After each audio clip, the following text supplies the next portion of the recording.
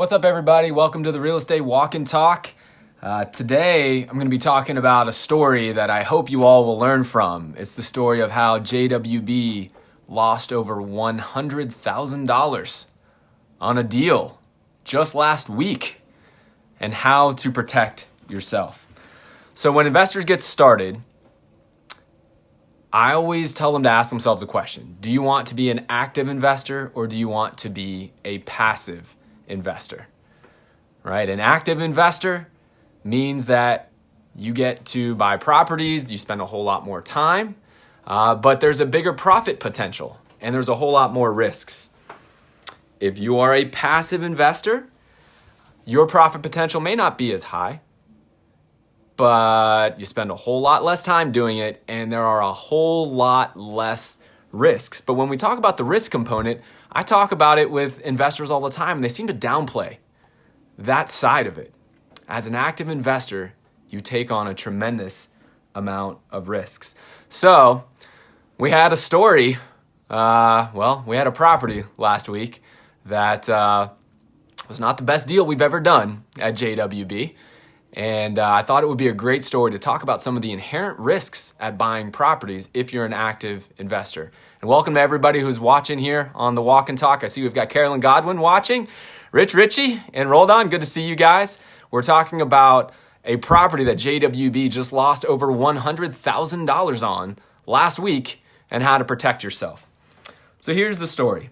If you're an active investor, one of the ways that you are going to try to get additional profit potential is by buying undervalued properties. And one of the most common ways to do it is through a foreclosure auction.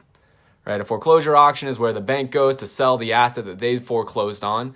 And many times the assumption is that they're willing to sell that property at a discount because banks are not in the business of holding on to properties that they've foreclosed on. And JWB has bought hundreds of properties this way over the years. But it does come with inherent risks. So here's what we do. Here's what you do if you buy foreclosed properties. And welcome everybody who's joining on the Walk and Talk right now. So you find the foreclosure auction is coming. You see the list of properties that are going to be auctioned and you decide which ones you want to purchase, right? Which ones you want to bid on. And then the next step is, if you're smart, you go and get title searches. These title searches are not cheap, but because of our volume, the real estate attorney that we work with here gives us a huge discount, but it still takes time and still is a cost. If you're a normal investor, this may cost you $200 per title search, and you probably have to search 50 properties before you can eventually buy one at a foreclosure auction. See, we've got more folks joining here. We're talking about some of the risks that come with active investing. I'm going to share the story about how JWB lost over $100,000 on a property just last week and how you can protect yourself here.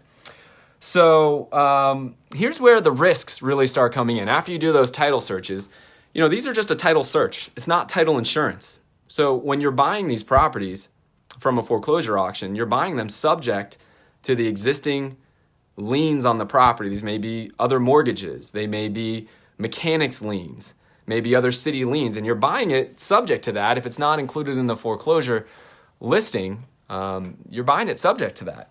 And you do the title search, but you're not getting title insurance. You can't get title insurance. And title insurance is what protects you in the event that a title search does, if they would miss something. Title insurance protects you for that, but you're not getting title insurance when you buy it from a foreclosure auction. And guess what? Sometimes things get missed on title searches. So it's a risk. It's a risk we're willing to take because we buy hundreds of properties like this, but it's definitely a risk, and sometimes it comes back to bite you. So a couple of weeks ago, it bit us. We bought a property from a foreclosure auction. We ran title ahead of time. We bought the property at the foreclosure auction. We were pretty fired up about it. And we went to go get title insurance on the property after the fact, after you purchase it. And guess what? We found out that there was a miss on the title search to the tune of a $200,000 first position mortgage that did not show up on the title search. JWB paid over $100,000 at this auction to buy this property. And it came saddled with an additional $200,000 in costs. No bueno. That means that's just a loss right there to JWB. That's over $100,000 down the drain. Now, imagine if you're just getting started in rental properties. You know, you read books, you hear others that foreclosure auctions are a great place to buy undervalued properties, and they can be, but maybe you don't take the risks fully into account. Imagine if you had occurred this type of a setback. It would set you back decades. It may kick you out of the real estate investing game forever, right? Certainly would not leave a positive impression in your mind. And even experienced pros like us don't get it right every time. As I mentioned, we've done this.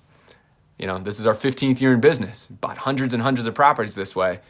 So we look at this as a cost of doing business. It is certainly not something we're excited about, but it's a cost of doing business, and something that we'll of course learn from and hopefully not repeat. But it's not going to kick us out of the game. Whereas for a new investor who is trying to be active and build a rental property portfolio, it would probably knock you out of the game. But we look at this as a service that we get to provide for clients. It's a part of people who come and buy passive income properties, who come to JWB. You never have to worry about this, right? When you are buying a property as a passive income stream from a provider like JWB, JWB would have already purchased the property, maybe from a foreclosure auction or maybe some other way, but we would have already purchased it, right? We would have already taken on the risk of buying it subject to the liens. We would have gotten title insurance. We would have cleaned up all of those liens. We then would have built the home or renovated the home. We then would have put a resident in place. So it's a positive cash flow situation, and we get to hand it up to you on a silver platter. So the next time that somebody says it is always better to be an active investor because you can make more money, keep this little story in mind. I was talking about it with my business partners, and none of us were excited about this, but I said, you know what? I'm going to take this. I'm going to share this with our group because I think there's a great learning lesson here, right? There are a ton of risks when it comes to buying rental properties, especially if you're trying to buy them undervalued. And even the pros don't always get it right. So what you're looking for is the best risk-adjusted return that's in line with your financial goals. And passive may be that approach for you. It's certainly a hell of a lot less work and a whole lot more fun if you are not the type of person who likes to get their hand dirty in real estate. So I appreciate all of you walking here on the Walk and Talk. This might be a new record for all of you walking with me right now. So let's see some of the folks that are here. We've got Jerry's watching, Bill Oxley's watching, Roldan's here. Roldan said, how accountable is the title company for something like that to happen? You know, that's a great question. You know, this title company for us has been a big partner for us for many, many years. We think very highly of them. And we obviously talk to them about the situation. They're very accountable. And they're going to be taking care of us in some ways. But we also let them know that, hey, listen, guys, this is a risk that we take on. This is not something that should cripple your business. You know, we're going to treat them as the strong partners that they are. We know that this happens. If you talk to other experienced investors out there and you buy hundreds and hundreds of properties, sometimes this happens. It doesn't normally happen to the tune of a six-figure loss, I will share with you. So it does hurt a little bit more, but they're a strong partner. We know they did their best, and we understood how it happened. It was not an easy one to catch, and we're going to abide by our core values, which are failing forward and hopefully getting better. And so that is a strong partnership, and that's how we're looking at that. Neil Brown says, more money come with more risks. Exactly, right? The active investing is a great way to purchase real estate properties. And you do have higher profit margins because you can buy properties undervalued, but you know what? You're taking a whole lot more risks to do it. So if that's not your cup of tea, maybe that's not where you go. Maybe the best risk-adjusted way is to go down the passive route, which is obviously what we focus on. That's what our clients are focusing on. Rich Ritchie, am I walking? You know what, Rich? The walk and talk is a loose term, brother. I appreciate you asking that profound question. The walk and talk is a loose term, so no, I am not walking. But I don't know what else to name this little segment I'm doing. So if you have some suggestions, I'm all about that. Let's see what else is going on here. Barry Berman's watching. Tara Eggy's watching, a former teammate of ours. Laura McLaughlin says, what is your experience with title insurance on a property bought at a tax sale? We're talking about tax sales. I don't think you can get title insurance at tax sales either, to the best of my knowledge. So I think it's just inherent risk, right? I mean, you're buying the property subject to the existing liens. You can't get title insurance at the actual tax sale. So it's the same type of situation. You got to watch yourself out, watch out for yourself there. We've got Katrina Lewis. We've got, who else we got here? Anita Hiles. Anita's got her own radio show and is always kicking butt. Thanks for joining, Anita. Dom Felix. We'll be doing the panel with you guys, Dom, here in the near future. Thanks for inviting me to be a part of that. If you guys have additional questions here, I'll stay a little bit longer and we'll keep this going here. Neil asked if this was in Duval County. Yes, we are in Duval County here, Jacksonville. That is what we're describing.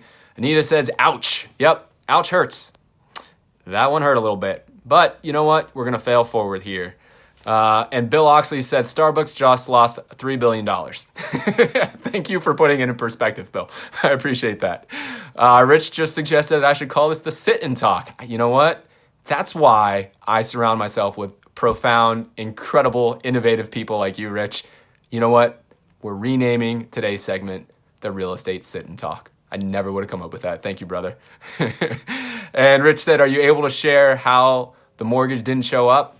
You know what? I don't exactly know how that happened. I heard that there's a certain kind of, and this is not exactly going to be right, but there's a certain kind of process for when mortgages are supposed to be dated and showed up on title searches. And this one did not show up. It was a little bit out of the norm. So that's kind of what I heard about it. There's a whole lot of people at JWB and a whole lot of people at that title company that feel very bad about this. And I don't want them to feel bad, right? This is a cost of doing business. It happens, and we're gonna move forward from it. So I'm not gonna dig into the details of exactly how it happened. I know my business partners have, and you know what? We're good. We've moved on there. It's all about the lesson here. And I was like, you know what? I'm probably gonna have 10 or 15 people show up on the walk and talk. So $100,000 divided by 15 people. You know what? I would pay that all day and every day to share this story with you guys. All right, everybody. So it's about 12 o'clock now. I'm gonna jump off here. I am doing the live Q&A in about 30 minutes. At 12:30, I'm doing the live Q&A, and you all are welcome to join there. You can ask me more questions about this or anything else that's on your mind, JWB rental property related. Go to jwbshow.com, and I will catch you there. Have a great day, everybody.